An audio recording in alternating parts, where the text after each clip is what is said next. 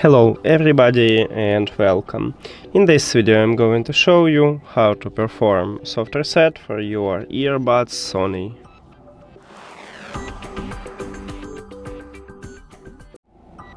And you have to start by put your earbuds to the charging case.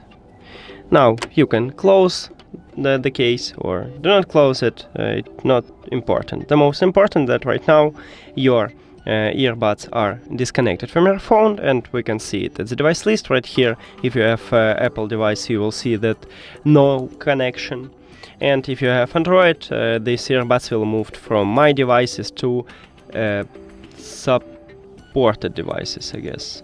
To save devices. Yeah, move to save devices, and it also means that your earbuds are disconnected from the phone.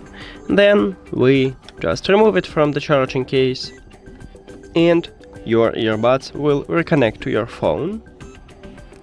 As you can see, right now we have connection, and with this method you can fix a lot of small trouble with your earbuds.